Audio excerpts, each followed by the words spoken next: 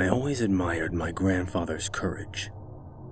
He had fought in the war on what we nowadays think of as the wrong side, but he had never been a believer in the cause. Sometimes a rifle is pressed in your hand, and your choice is either to fire and worry about being shot from the front, or not to fire and be sure that you'll be shot from behind. He was young when he was drafted, barely 16. Before he left, he gave his first kiss and a promise to a girl.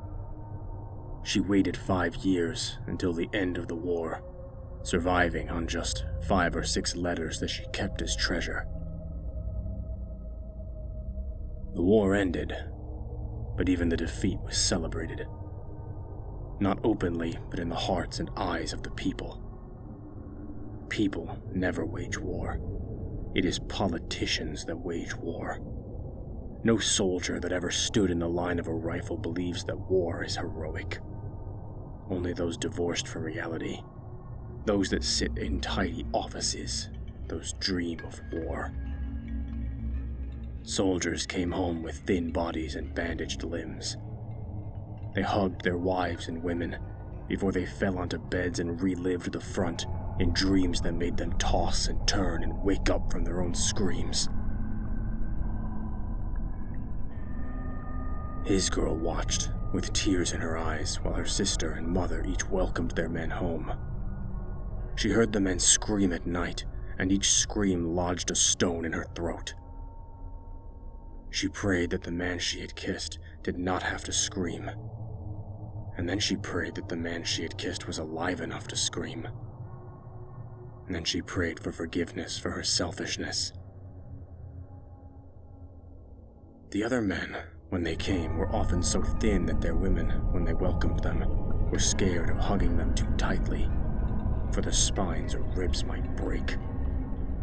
Especially those that came from the east were thin, the skin of their faces sunken into their cheeks. 2 years after the war, a scarecrow knocked on her door.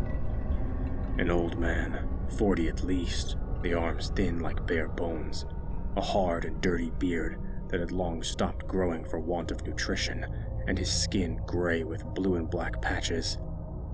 His lips stretched into a black-toothed smile. She stepped back into the house. The door was closing fast. "Wait," he said. "It's me."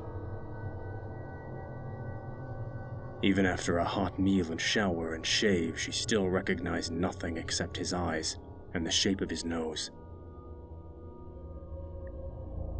It took 2 weeks before she thought that he was true, and another 2 before she was sure.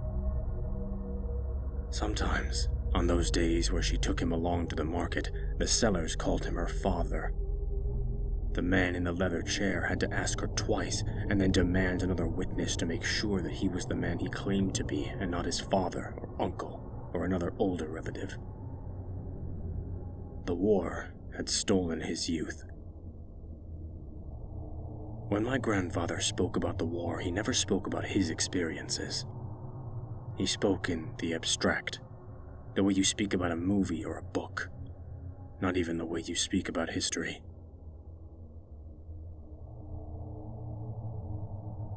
They were overrun. Hundreds of kilometers.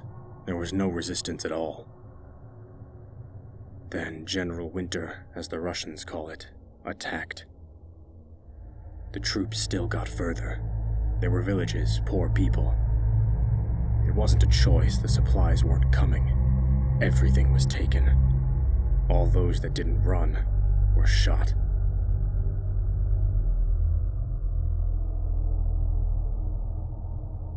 Sometimes he talked about the early phases of the war, when everybody was hopeful, when things were going far too well and easy. He always said, not with pride but in a matter-of-fact way, that the war would have been won if it had been against 1 or 2 or 5 countries, rather than against half the civilized world. But my grandfather refused to speak about the things that happened at the end and after the war. When he was asked, he didn't reply. He only shook his head. and looked away. My grandmother said that she heard strange things when he was asleep. She heard him begging for food and water, for a blanket. She heard him beg that someone stop. She heard him beg that someone let him go. She heard him beg for forgiveness. As long as I can remember, I asked my grandfather about the war. Despite his warnings, for me those were stories of adventure and courage. I only heard when he spoke about trenches and gunfire. Not when he spoke about catching rats for food and drying puddle water in trousers so soiled that it was better to rub them clean with mud and dry them in the rare moments of sun than to leave them as they were. I didn't understand that my questions hurt him, that I forced him to relive a time that he would have given an arm to forget. And yet all those times when I made him tell stories in his odd, unemotional and descriptive way, he refused to speak about the end. Once I baited him enough to say that he did not remember how he got home, sometimes riding on trains, sometimes by foot, but always just following the direction of the setting sun until he stumbled upon street signs that he finally could read.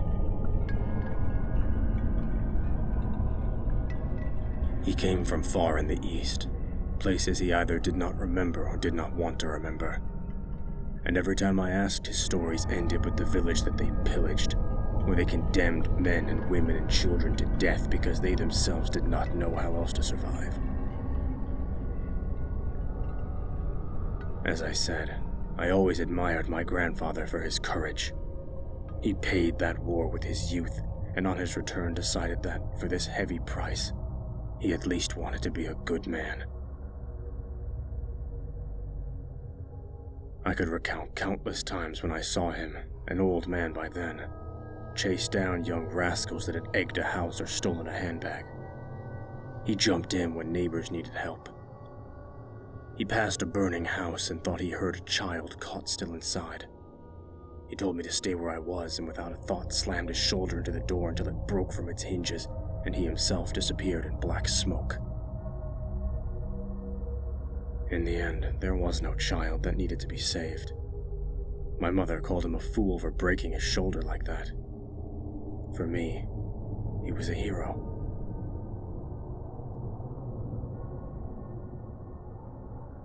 My grandfather taught me that we all dream of being courageous, but that very few of us take our chance to be a hero when it is offered to us. In our lives, we pass countless times where we could save, but we drive past and look for excuses. I have to hurry home. It didn't look that bad. Others were helping already. Being scared and comfortable is easier than being courageous. And to make ourselves feel good, we imagined the heroic acts we would have done if we had had the time, or if it had been that bad, or if others hadn't been there. There was only one thing my grandfather was scared of: dark rooms. Their house had a basement, but they rarely, if ever, used it.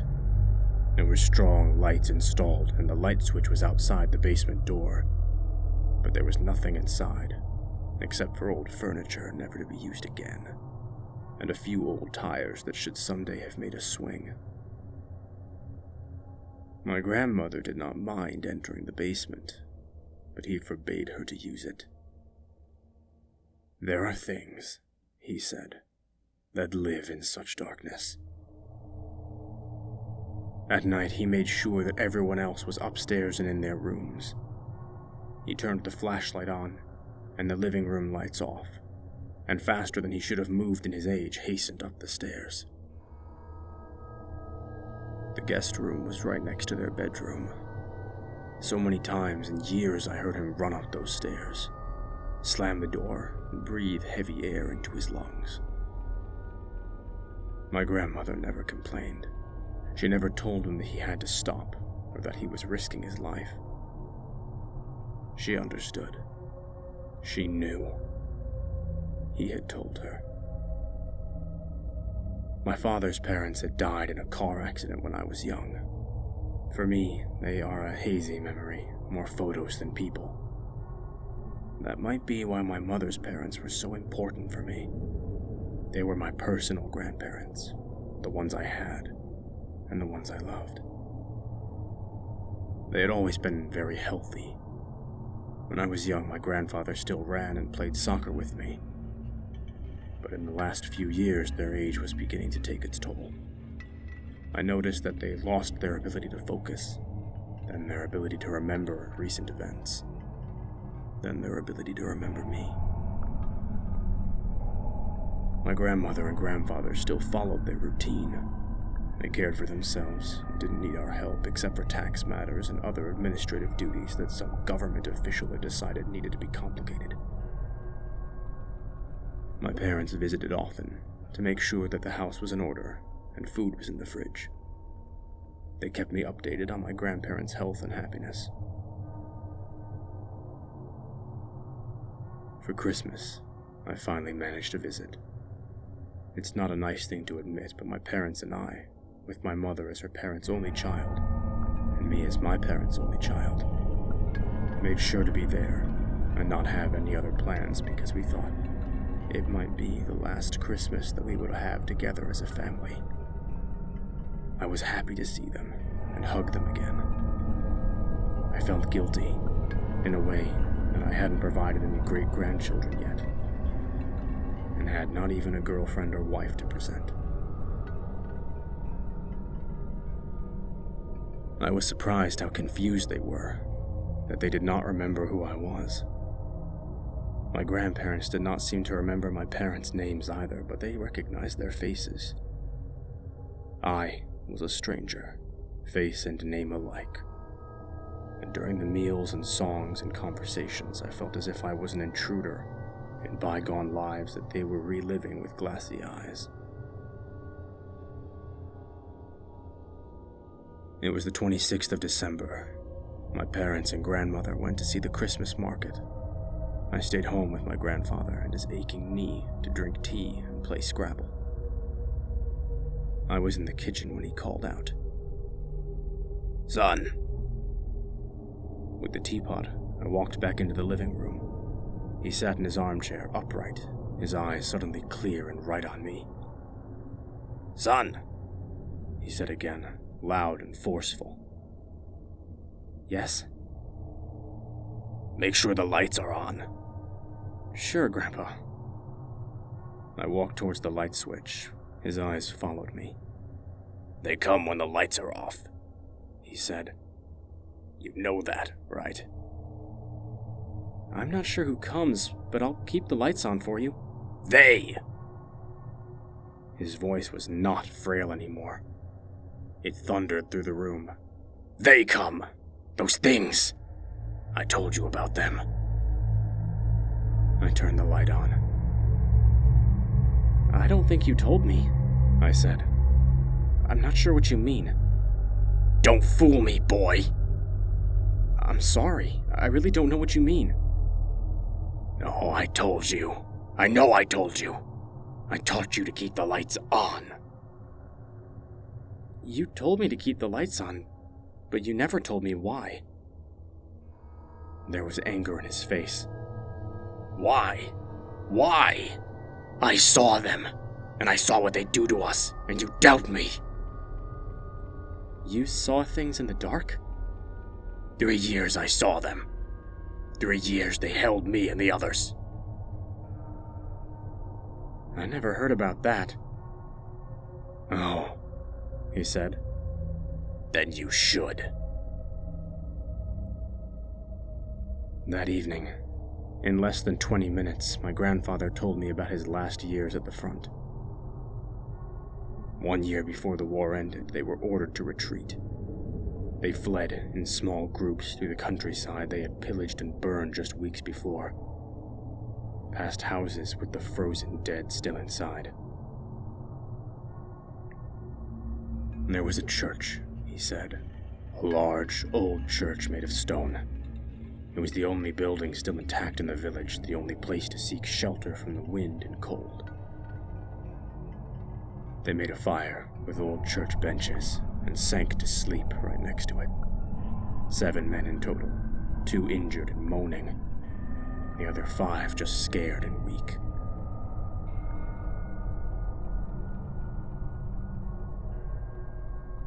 My grandfather said he woke up from screams all around him. The room was pitch black. The stone floor was moving under his body. He struggled to get on his feet, and only then realized that his feet were being held. The floor was still. His feet were being pulled. Then he too screamed. He said they were pulled downstairs. His weapon and knife were gone. Then he heard more people moaning and screaming. A suffocating stench punched into his lungs.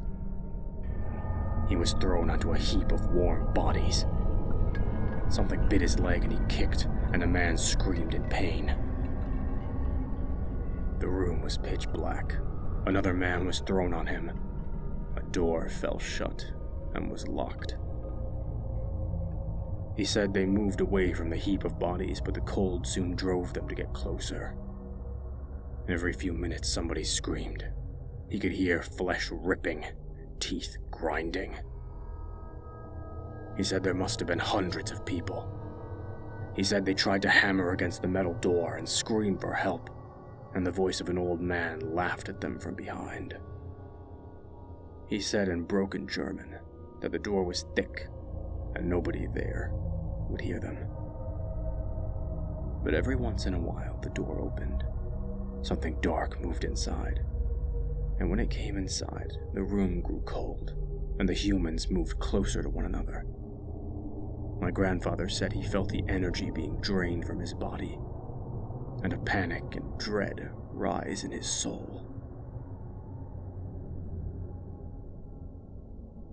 Soon the dread started, even before the door opened. They all adapted. There was no problem with water.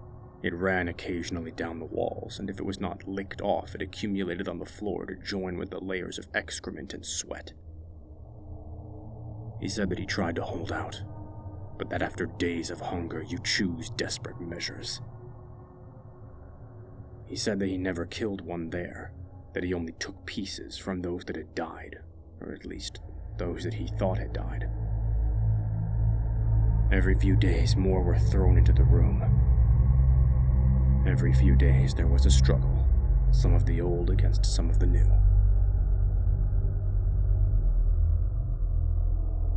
They tried to stay together, the brothers in arms that had fought together, but soon that too broke apart. He said that someday, the number of new people started decreasing. There were only a rare few, and the numbers in the room dwindled. He sat for most of the time on a higher stone, one that the others seemed to not have found. He only climbed down when he knew that his struggle had ended, that one was dead, that something could be eaten. But no matter the struggles, every time, when the dread came and the door opened, they all huddled together. They all felt the same exhaustion and cold and panic in their souls. And then one day, long after no more new people arrived, when only 3 or 4 or 5 were left, there were footsteps outside. He was scared because he didn't feel the dread. The door opened, and a man with a torch stood there. A gun fell from his hand, and his mouth opened and he ran and scrambled up the stairs and threw up while running. The door was open. There was a glimmer of light from upstairs. That was how my grandfather left. He said he didn't turn to look who or what he left behind. Something behind him scrambled up the stairs too, but he was the first to get out. And he was the first to reach the forest and eat grass and bugs and other things that he found close to the ground. He found a piece of cloth first, then a rotten uniform on a corpse, and later, when he had scrambled far enough and when his strength returned, he found a village and stole a dry uniform from a laundry line and a bag of potatoes from the same place. "I don't know what they are," he said, "but they live from the warmth, and spirit we leave behind. I nodded. They live off us, he said. Do you understand?